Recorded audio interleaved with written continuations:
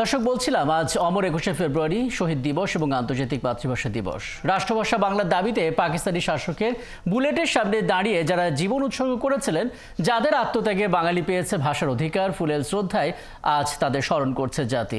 ভাষা শহীদদের শ্রদ্ধা জানাতে রাত 12টার আগেই সারা দেশে শহীদ মিনারে ফুল হাতে জড়ো হন হাজারো মানুষ। সহকর্মীদের তথ্য এবং ছবিতে প্রতিবেদন।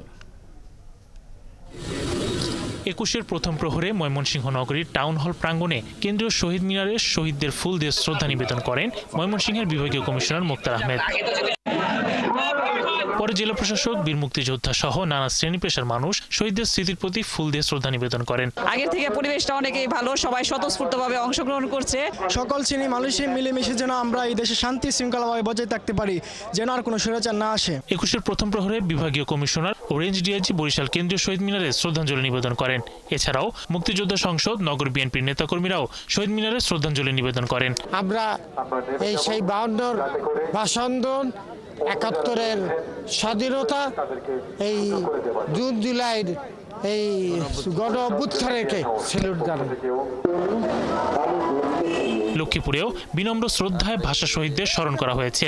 রাত 12টা 1 মিনিটে লক্ষ্মীপুর কেন্দ্রীয় শহীদ মিনারে ফুল দিয়ে শ্রদ্ধা জানাতে আসেন লক্ষ্মীপুর জেলার প্রশাসক, পুলিশ প্রশাসন সহ বিভিন্ন রাজনৈতিক ও সামাজিক সংগঠনের নেতৃবৃন্দরা।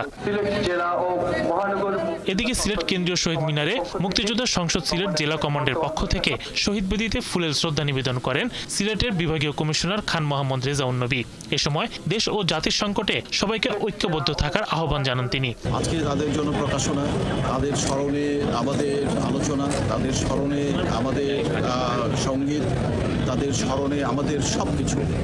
ইভেন সারা পৃথিবী আজকের এই দিবসটি উদযাপন করছে। সুতরাং আমরা মনে করি তারা চিরঞ্জীব, তারা অমর, তারা আমাদের স্মরণেই তারা অমর হয়ে থাকবে। এছাড়া বিভিন্ন রাজনৈতিক, সামাজিক ও পেশাজীবী সংগঠনের নেতৃবৃন্দ সহ সাধারণ জনগণরাও ভাষা শহীদদের প্রতি শ্রদ্ধা জানান।